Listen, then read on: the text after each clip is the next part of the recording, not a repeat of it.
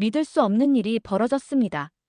미국에서 태어난 백인 소년이 단 3개월만 체류할 계획으로 한국에 왔다가 무려 33년째 돌아가지 못하고 있어요. 그런데 더 놀라운 건 이 남자가 한국에서 연간 수십억 원을 벌어들이는 음악 프로듀서가 됐다는 겁니다. 도대체 한국의 무엇이 이 미국인을 이렇게 완전히 바꿔놓은 걸까요? 시작 전에 잠깐. 구독과 좋아요는 제게 정말 큰 힘이 됩니다. 그럼 오늘 이야기 시작합니다. 제 이름은 브라이언입니다. 미국 캘리포니아 샌디에이고에서 태어났죠. 아버지는 베트남전 참전 용사였고 1968년에 한국에 1년간 주둔했던 경험이 있으셨어요. 어머니는 고등학교에서 30년간 영어를 가르치신 분이었습니다. 저희 집안은 전형적인 중산층 가정이었어요. 아버지는 늘 이렇게 말씀하셨죠. 브라이언, 내 인생은 내가 책임져라. 남에게 피해만 주지 마라. 완벽한 개인주의 교육이었습니다. 대학교 2학년까지도 저는 그런 식으로 살았어요. 그런데 운명적인 만남이 있었습니다. 캠퍼스에서 준호라는 한국인 유학생을 만난 거죠. 이 친구가 특이했어요. 다른 아시아 학생들과 달리 당당했고 미국 학생들과도 자연스럽게 어울렸거든요. 무엇보다 항상 한국 노래를 들었어요. 처음에는 이상했습니다. 왜 팝송도 많은데 굳이 한국어 노래를 듣나 싶었거든요. 그런데 어느 날 준호 집에 놀러 갔다가 김치찌개를 먹게 됐어요. 세상에, 그 충격이란. 매콤하면서도 깊은 맛, 그리고 뭔가 중독성이 있는 거예요. 브라이언, 이게 진짜 한국 맛이야.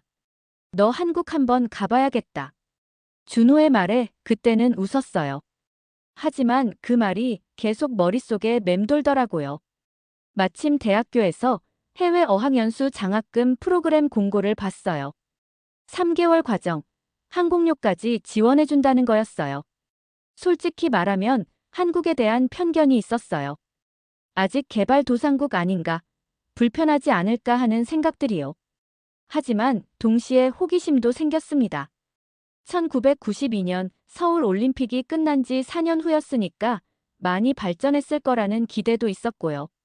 3개월이면 금방이야. 경험 삼아 다녀오자.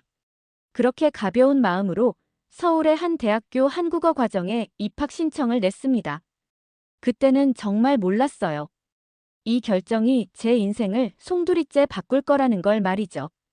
더 중요한 건 한국이라는 나라가 저를 완전히 다른 사람으로 만들어버릴 거라는 걸 상상도 못했어요. 1992년 9월 김포공항에 도착한 순간부터 모든 게 예상과 달랐습니다. 일단 공항부터가 충격이었어요.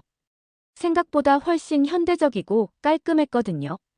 하지만 진짜 문제는 그 다음부터였죠. 택시를 타고 하숙집으로 가는데 기사 아저씨가 엄청난 속도로 달리시는 거예요. 미국에서는 상상도 못할 운전이었죠. 그리고 경적 소리가 정말 시끄러웠어요. 차창 밖으로 보이는 서울의 모습은 놀라웠습니다. 고층 빌딩들이 쭉쭉 서 있는데 동시에 골목길에는 아직 옛날 집들이 남아있더라고요. 하숙집에 도착했을 때 진짜 충격이었어요. 방음이 전혀 안 되는 얇은 벽이더라고요. 옆방에서 누군가 코 고는 소리까지 다 들렸어요. 그리고 화장실이 공용이었죠. 미국에서는 개인 화장실이 당연했는데 말이에요. 더 큰 충격은 첫 저녁 식사였습니다. 하숙집 할머니께서 상을 차려주시는데 반찬이 무려 14가지나 나오는 거예요. 김치, 콩나물, 시금치, 도라지, 멸치볶음까지. 미국에서는 메인 요리 하나에 사이드 디시 하나 정도가 전부였거든요. 그런데 정말 당황스러운 건 식사 예절이었어요. 누가 먼저 숟가락을 들어야 하는지, 어른보다 먼저 먹으면 안 되는지, 젓가락 사용법까지. 다들 저를 쳐다보는 것 같아서 정말 어색했습니다. 김치를 먹었는데 너무 매워서 물을 벌컥벌컥 마셨어요. 그러자 경상도에서 온 하숙생이 크게 웃더라고요. 그날 밤 정말 잠을 못 잤어요. 새벽 5시부터 할머니께서 부엌에서 설거지하시는 소리, 다른 하숙생들이 씻으러 가는 소리까지 다 들렸거든요. 미국에서는 절대 경험할 수 없는 일이었죠. 다음 날 더 큰 위기가 기다리고 있었습니다. 할머니께서 갑자기 제 방문을 벌컥 여시더니 냉수로 세수해라고 호통을 치시는 거예요. 9월인데도 물이 차가웠어요. 감기 기운도 있었는데 정신이 혼미했습니다. 그런데 진짜 공포는 그 다음에 벌어졌어요. 대학교 가는 길에 갑자기 최루탄 냄새가 확 풍겨온 거예요. 당시에 대학가 주변에서 시위가 있었거든요. 저는 우연히 그 한복판에 휘말렸습니다. 눈물이 줄줄 나고 숨도 제대로 쉴 수 없었어요. 사람들이 얼른 피해라고 소리치는데 한국말을 못 알아듣겠고 어디로 가야 할지도 모르겠고 완전히 패닉 상태였죠. 겨우 골목길로 빠져나왔는데 이번에는 길을 잃었어요. 공중전화를 찾으려고 돌아다녔지만 사용법도 모르겠더라고요. 밤 9시가 넘어서야 경찰차에 구조됐어요. 경찰관분이 영어로 Where are you from? 이라고 묻더라고요. 그때 저는 그만 울음을 터뜨리고 말았습니다. I want to go home이라고 계속 중얼거렸어요. 그 순간 확실히 깨달았습니다. 나는 한국을 떠나야 해. 하지만 한국은 저를 그냥 보내주지 않을 계획이었던 것 같아요. 그날 밤 방에 돌아와서 편지지를 꺼냈어요. 부모님께 손편지를 써야겠다고 생각했거든요. 당시에는 국제 전화비가 비쌌고 이메일도 흔하지 않았으니까요. Dear Mom and Dad, 한국은 나와 맞지 않는 것 같다. 문화 차이가 너무 크고 적응하기 어렵다. 빨리 돌아가고 싶다. 이렇게 써 내려갔어요. 편지를 다 쓰고 나니까 마음이 조금 편해지더라고요. 다음 날 바로 명동의 여행사에 갔어요. 비행기표를 알아보려고요. 직원분이 언제 출발하시려고요? 라고 묻더라고요. as soon as possible이라고 답했죠. 그런데 가격을 들어보니 장난이 아니었어요. 편도표가 $1,500가 넘더라고요. 당시 제 한 달 용돈이 $300였거든요. 집에 돌아와서 계속 고민했어요.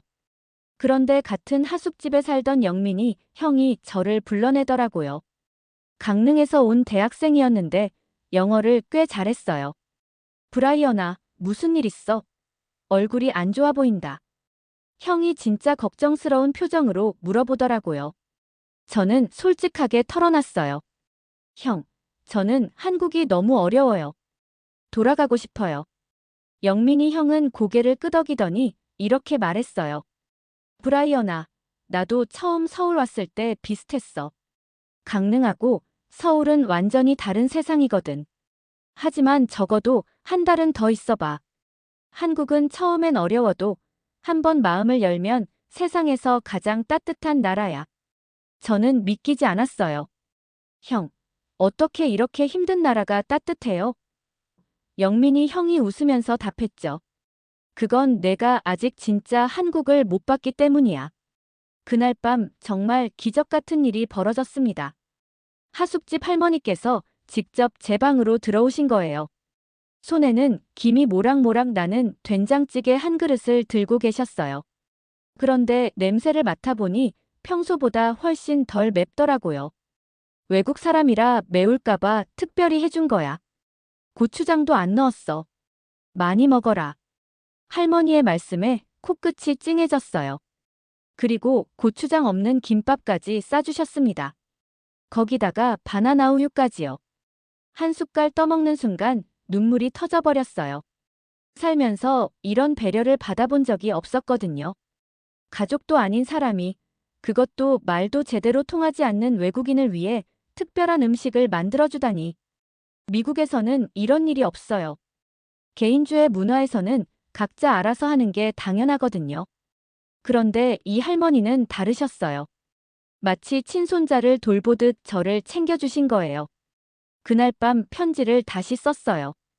Dear Mom and Dad, 한 달만 더 있어 보려고 한다. 한국에서 새로운 걸 배우고 있는 것 같다. 하지만 아직도 의심스러웠어요. 과연 한국이 정말 따뜻한 나라일까? 그 일이 있고 나서 마음이 조금씩 열리기 시작했어요. 영민이 형의 제안으로 동대문 야시장에 가게 됐는데 그 활기찬 분위기가 정말 인상적이었어요. 밤 10시가 넘었는데도 사람들이 북적북적하고 맛있는 냄새가 사방에서 풍겨왔죠. 야시장이 이렇게 큰 줄 몰랐어요. 제가 놀라서 말하니까 영민이 형이 웃더라고요. 이것도 빙산의 일각이야. 서울에는 이런 곳이 수십 개야. 정말 놀라웠어요.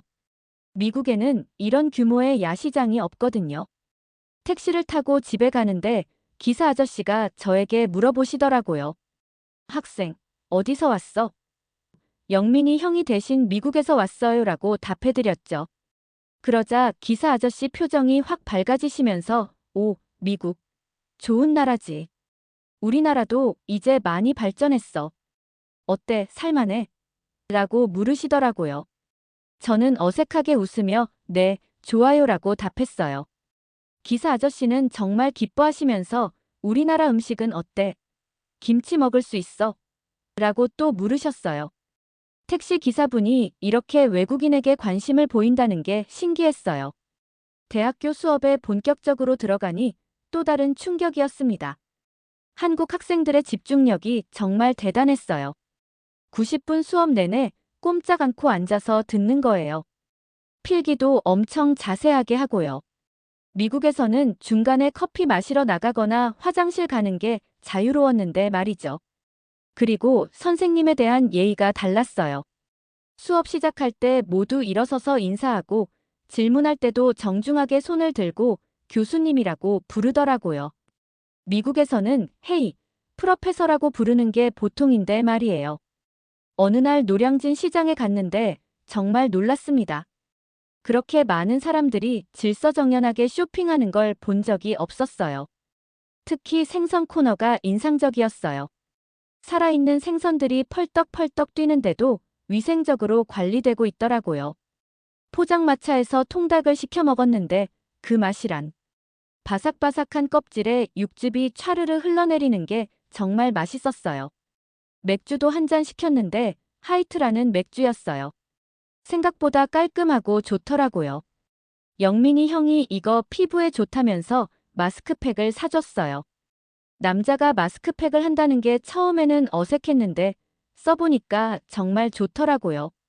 미국에서는 남자가 이런 걸 쓰면 이상하게 봤거든요. 지하철 환승 시스템도 신기했어요. 2호선에서 4호선으로 갈아타는데 표시가 너무 잘 되어 있는 거예요. 미국의 지하철보다 훨씬 깔끔하고 체계적이었어요. 그리고 시간도 정확했어요. 2분 후 도착이라고 하면 정말 2분 후에 오더라고요. 어느 날 버스에서 지갑을 잃어버렸는데 다음 날 기사 아저씨가 분실물 보관함에 넣어뒀다가 돌려주시더라고요. 현금까지 그대로 들어있었어요. 정말 감동했어요. 미국에서는 상상도 못할 일이었거든요. 비 오는 날에는 지하철역에서 우산을 빌려주기도 했어요. 보증금 500원만 내면 우산을 빌려주고 다음에 반납하면 돈을 돌려주는 시스템이었어요. 이런 세심한 배려를 어디서 또 볼 수 있을까요? 그때부터 생각이 바뀌기 시작했어요. 한국이 단순히 개발도상국이 아니라 어떤 면에서는 미국보다 더 앞서가는 나라구나 하고요. 그렇게 몇 달이 지나면서 한국어 실력도 늘고 한국 문화에 대한 이해도 깊어졌어요. 간단한 일상 대화는 할 수 있게 됐죠. 안녕하세요. 감사합니다에서 시작해서 오늘 날씨가 좋네요. 맛있게 드세요 같은 말까지요. 그런데 정말 큰 전환점이 온 건 전통음악 수업 때였습니다. 사실 처음에는 교양 학점 채우려고 대충 신청한 거였어요. 그런데 첫 수업에서 교수님이 검은고를 들고 오신 거예요. 교수님이 검은고를 연주하시는데 그 소리가 제 마음 깊숙이 파고들더라고요. 서양 악기와는 완전히 다른 울림이었어요. 피아노나 기타는 확실한 음정과 리듬이 있잖아요. 그런데 검은고는 달랐어요. 마치 바람이 대나무 숲을 스치는 소리 같기도 하고 누군가 마음속 깊은 이야기를 들려주는 것 같기도 했어요. 특히 유수곡이라는 곡을 들었을 때는 정말 충격이었어요. 물이 흘러가는 소리를 음악으로 표현한 건데 실제로 시냇물 소리가 들리는 것 같았거든요. 서양 음악에서는 느낄 수 없는 자연스러움이 있었어요. 수업이 끝나고 교수님께 다가가서 물어봤어요. 교수님, 혹시 검은고 배울 수 있을까요? 교수님은 정말 놀라신 표정이었어요.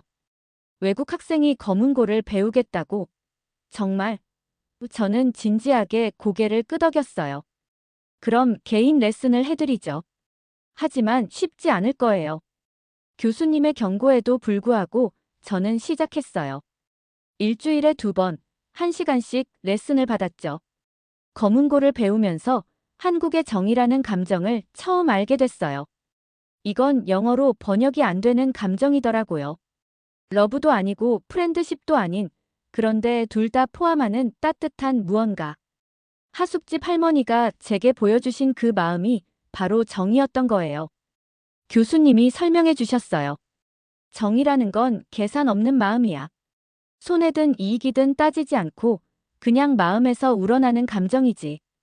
그제서야 이해가 됐어요. 왜 할머니가 저를 위해 특별히 음식을 만들어 주셨는지, 왜 택시 기사 아저씨가 낯선 외국인에게 관심을 보이셨는지, 그리고 눈치라는 사회 기술도 배우기 시작했어요. 이것도 미국에는 없는 개념이었어요. 미국에서는 직접적으로 말하는 게 미덕이거든요. I want this. I don't like that 이런 식으로요. 그런데 한국에서는 말하지 않아도 상대방의 기분을 읽고 상황을 파악하는 능력이 중요하더라고요. 처음에는 어려웠어요. 하숙집에서 다른 학생이 화난 표정을 하고 있으면 왜 화났는지 직접 물어봤거든요. 그러면 브라이언은 눈치가 없네라는 말을 들었어요. 점점 배우게 됐죠. 표정, 말투, 분위기를 읽는 법을요. 영민이 형과 다른 친구들이 농담으로 브라이언은 눈치를 배운 최초의 미국인이라고 했어요. 처음에는 우습게 들렸는데 점점 그 말이 자랑스러워지더라고요. 한국에서만 배울 수 있는 특별한 능력을 얻은 것 같았거든요. 한국어도 많이 늘었어요. 존댓말과 반말의 차이를 이해하게 되면서 한국 사회의 위계 질서도 자연스럽게 받아들이게 됐어요. 미국에서는 나이나 지위에 관계없이 모두 평등하게 대화하는데 한국에서는 달랐어요. 하지만 그게 무례한 게 아니라 서로를 존중하는 방식이라는 걸 알게 됐죠. 특히 형이라는 호칭이 좋았어요. 영민이 형을 형이라고 부르면서 친근감과 존경심을 동시에 표현할 수 있다는 게 신기했어요. 미국에서는 이런 미묘한 감정을 표현할 단어가 없거든요. 6개월이 지날 무렵, 저는 완전히 다른 사람이 되어 있었어요. 한국의 정서를 이해하고 한국식 사고방식을 받아들이게 된 거죠. 그런데 진짜 놀라운 일은 이제부터 시작이었어요. 대학교를 졸업할 때가 되니까 정말 고민이 많았어요. 미국으로 돌아가야 하나, 한국에 더 있어야 하나. 그런데 운명 같은 기회가 찾아왔습니다. 대학교 선배 중에 음악 관련 일을 하는 김영철이라는 분이 있었어요. 어느 날 갑자기 연락이 왔어요. 브라이언아, 요즘 가요계에서 퓨전 한국 음악이 뜨고 있어. 내가 검은고 한다는 소문 들었는데 한번 도전해볼래? 처음에는 반신반의했어요. 제가 케이팝을 만들 수 있을까 싶었거든요. 하지만 김영철 선배가 설명해주는 걸 들어보니 흥미로웠어요. 서양 음악과 한국 전통 음악을 융합하는 작업이었거든요. 첫 번째 프로젝트는 당시 떠오르는 발라드 가수의 앨범이었어요. 타이틀곡에 검은고, 선율을 넣는 작업이었죠. 스튜디오에서 처음 작업해보는데 정말 신기했어요. 현대적인 신시사이저와 검은고가 만나니까 완전히 새로운 소리가 나오는 거예요. 그 가수분이 녹음하시는 걸 보는데 정말 프로답더라고요. 한 소절을 위해 몇십 번도 더 불렀어요. 완벽할 때까지요. 그리고 제 검은고 연주를 들으시더니 이런 사운드는 처음이다. 정말 좋은데? 라고 하시면서 만족해 하셨어요. 앨범이 나오고 나서 반응이 폭발적이었어요. 라디오에서 계속 나오고 음악방송에서도 1위를 했어요. 그런데 더 놀라운 건 사람들이 검은고 소리에 주목하기 시작한 거였어요. 이 신비로운 악기 소리가 뭐야? 라는 반응이 많았거든요. 그 다음 프로젝트는 더 큰 가수였어요. 실력파 싱어송라이터로 유명한 분이었는데 직접 저에게 연락을 주셨어요. 브라이언 씨, 제 앨범에 참여해 주실 수 있나요? 정말 꿈만 같았어요. 이분과 작업할 때는 정말 많이 배웠어요. 단순히 검은고만 넣는 게 아니라 전체적인 편곡을 맡겼거든요. 서양 오케스트라와 한국 전통 악기들을 조화시키는 작업이었어요. 해금, 대금, 장구까지 들어간 대규모 프로젝트였죠. 6개월 동안 매일 밤늦게까지 작업했어요. 때로는 새벽 3시까지 스튜디오에 있었죠. 하지만 전혀 힘들지 않았어요. 매일매일 새로운 소리를 만들어내는 게 너무 즐거웠거든요. 앨범이 완성됐을 때는 정말 감동이었어요. 10곡 중 7곡에 제가 참여했는데 모든 곡이 히트했어요. 특히 타이틀곡은 8주 연속 1위를 기록했죠. 그리고 그해 각종 시상식에서 상을 휩쓸었어요. 더 놀라운 건 R&B 장르의 대가로 불리는 분과도 작업하게 된 거였어요. 이분은 정말 까다로운 분으로 유명했는데 제 작업을 듣고 이거 완전히 새로운 장르네. 한국적이면서도 세계적이야라고 극찬해 주셨어요. 그때부터 제 이름이 음악계에서 본격적으로 알려지기 시작했어요. 음악 잡지에서 인터뷰 요청이 들어오고 라디오 프로그램에도 출연했어요. 퓨전 한국 음악의 개척자, 동서양 음악의 가교 역할을 하는 프로듀서라는 타이틀이 붙었죠. 한국음악저작권협회에서 외국인으로는 최연소로 정회원 등록을 하게 됐어요. 당시 30세였는데 보통 40대가 되어야 정회원이 되거든요. 정말 자랑스러웠어요.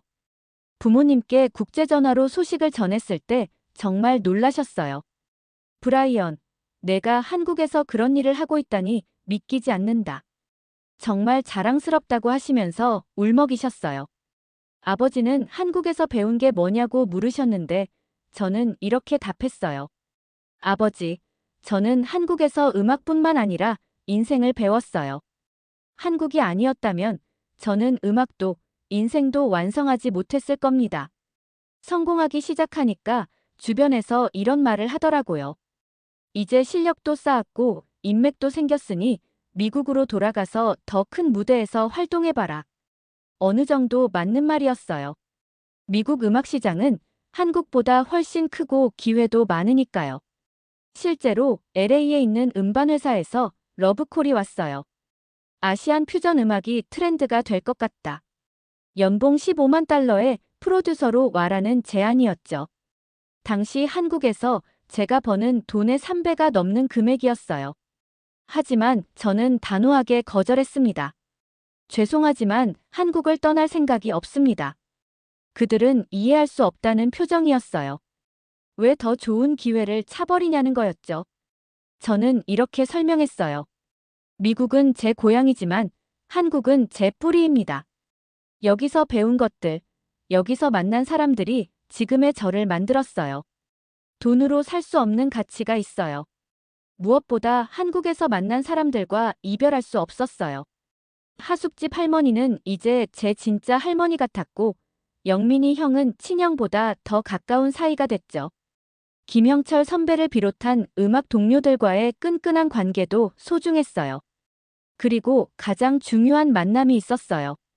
한국 여성과 사랑에 빠진 거죠. 수진이라는 분이었는데 대학교에서 국문학을 전공하신 정말 똑똑하고 따뜻한 사람이었어요. 처음 만난 건 음악 관련 세미나에서였어요. 수진 씨가 한국 전통 음악과 현대 가요의 융합이라는 주제로 발표하시는 걸 봤는데 정말 인상적이었어요. 발표가 끝나고 다가가서 인사했죠. 안녕하세요. 정말 좋은 발표였어요. 저도 같은 분야에서 일하고 있어요. 수진 씨는 처음에 조금 놀라셨어요. 외국인이 한국말을 너무 잘하니까요. 어머, 한국말 정말 잘하시네요. 어떻게 이렇게? 그렇게 인연이 시작됐어요. 처음에는 음악 이야기로 시작했지만 점점 더 깊은 대화를 나누게 됐죠. 수진 씨는 한국 문학과 전통 문화에 대해 정말 해박한 지식을 가지고 계셨어요. 브라이언 씨는 한국인보다 한국을 더 사랑하는 것 같아요. 수진 씨의 말에 저는 웃으며 답했어요. 사랑은 선택받는 거잖아요. 제가 한국을 선택한 게 아니라 한국이 저를 선택해 준 거예요. 6개월 정도 만나다가 수진 씨 부모님께 인사드리게 됐어요. 처음에는 많이 걱정하셨어요.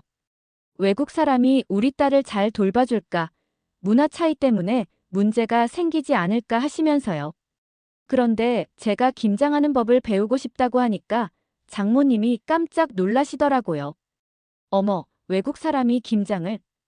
그때부터 매년 11월이 되면 장모님께 김장 전수를 받았어요. 배추 절이는 것부터 시작해서 양념 만드는 것까지 하나하나 배웠죠. 처음에는 고춧가루 양 조절을 못해서 너무 맵게 만들기도 했어요. 그럴 때마다 장모님이 웃으시면서 천천히 배우면 되라고 격려해 주셨어요.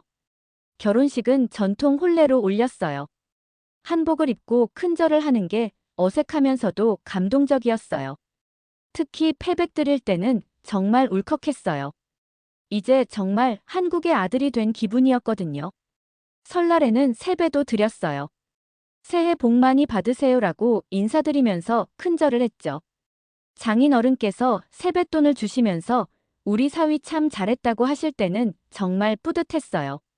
장모님이 어느 날 저에게 이런 말씀을 하셨어요. 브라이언아, 너는 이제 진짜 우리 가족이야. 핏줄은 달라도 마음은 한국 사람이야. 그 말을 들었을 때 정말 울컥했어요. 이방인이었던 제가 진짜 가족이 된 거잖아요. 지금 돌이켜보면 정말 신기해요. 33년 전, 단 3개월만 있으려고 온 한국에서 이렇게 오래 살게 될 줄 누가 알았겠어요. 사람들이 가끔 물어봐요. 한국이 그렇게 좋아요? 미국이 더 살기 좋지 않아요? 좋다는 건 너무 단순한 표현인 것 같아요. 한국은 저에게 단순히 살기 좋은 나라가 아니라 제 인생을 완전히 바꿔놓은 나라예요. 진짜 나를 찾을 수 있게 해준 곳이죠. 미국에서는 제가 그냥 평범한 대학생 중 하나였어요. 특별할 것도 없고 딱히 꿈도 없는 그런 아이였죠. 부모님 뜻대로 대학 졸업하고 적당한 회사 다니면서 평범하게 살았을 거예요. 하지만 한국에서는 달랐어요. 여기서는 제가 특별한 존재가 될 수 있었어요. 외국인이면서도 한국 문화를 이해하는 사람, 서양 음악과 동양 음악을 융합할 수 있는 사람, 그런 독특한 정체성을 가질 수 있었거든요. 무엇보다 한국 사람들의 정이라는 감정을 배운 게 가장 큰 수확이에요. 이건 정말 한국에서만 배울 수 있는 거거든요. 계산 없는 마음, 손해를 감수하면서도 남을 도와주는 마음, 가족이 아닌데도 가족처럼 챙겨주는 마음.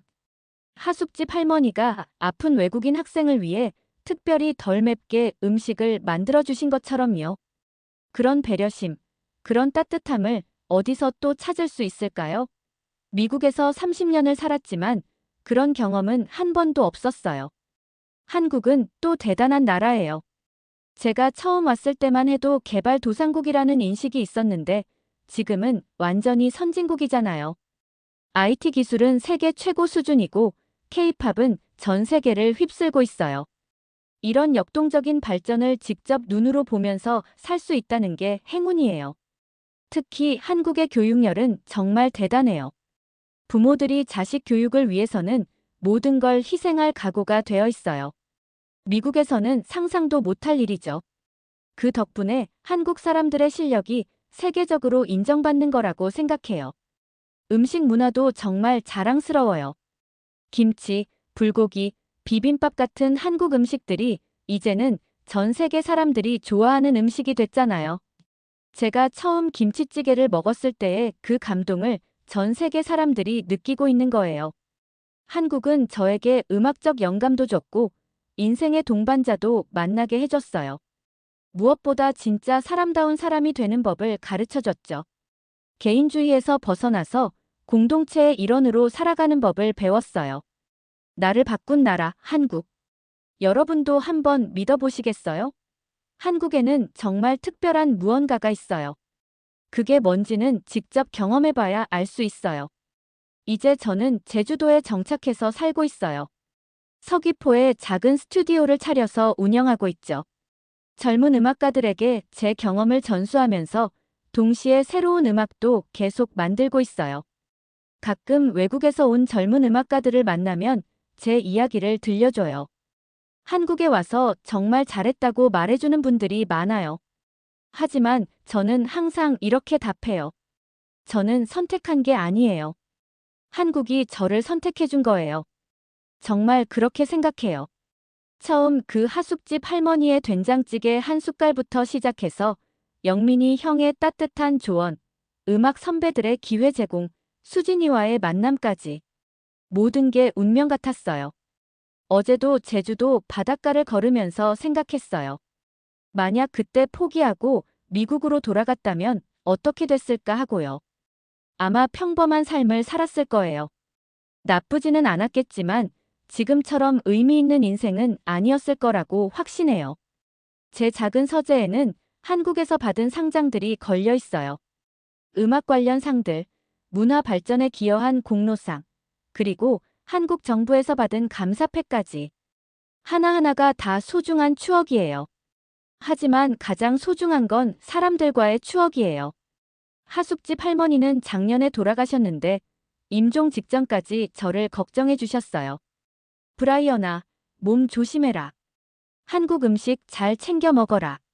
그 말씀을 들었을 때 정말 울었어요. 영민이 형은 지금 대기업 임원이 됐는데 아직도 가끔 연락해요. 브라이언아, 내가 한국에 남아줘서 고맙다. 덕분에 우리도 자랑스럽다고 하세요. 그런 말 들을 때마다 정말 뿌듯해요. 음악 동료들과는 아직도 프로젝트를 같이 해요.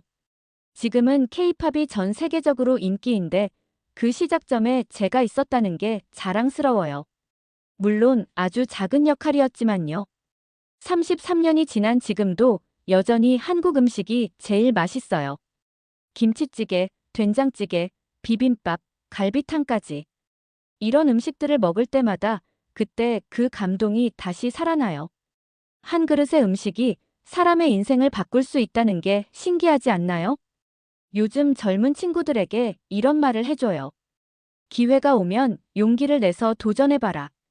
특히 한국 같은 역동적인 나라에서는 무엇이든 가능해. 실제로 지금도 많은 외국인들이 한국에서 성공하고 있잖아요. 제 이야기가 누군가에게는 작은 용기가 됐으면 좋겠어요.